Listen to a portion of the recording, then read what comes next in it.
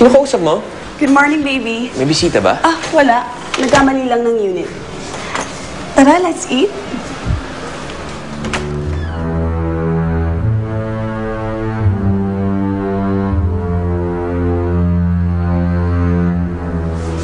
Baby,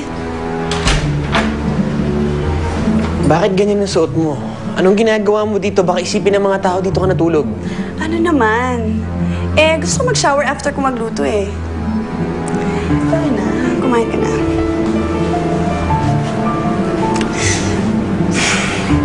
Anyway, have you heard about the good news? Finally, nagsalita na si Gwyneth. You know about her condition, right?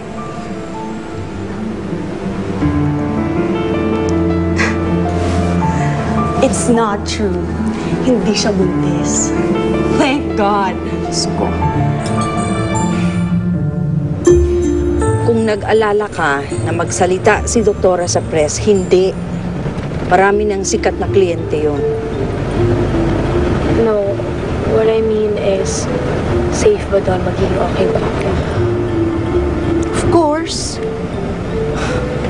Hindi naman kita dalhin sa basta-basta. Anong tingin mo sa akin? Siyempre, alagaan kita. You are my one and only daughter. Siyempre, hindi kita pabayaan. Ikaw na yata ang aking pinakamalaking investment. Hindi tayo pwedeng malugi ngayon. Ngayon pa, taas-taas na ng presyo mo.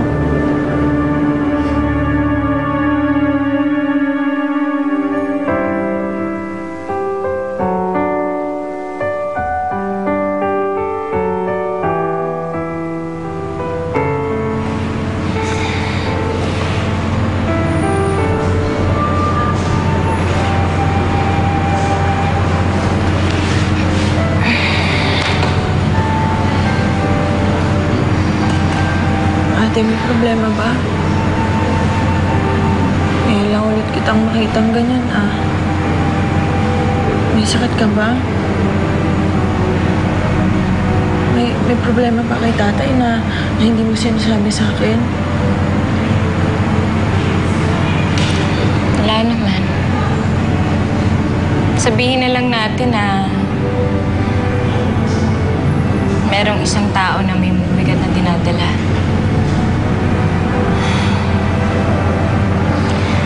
Nangangailangan ng tulong ng Diyos.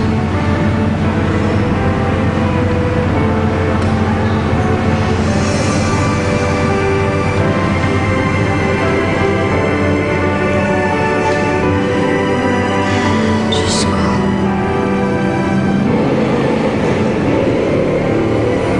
Huwag naman sanang mangyari ang kinatatakutan ko.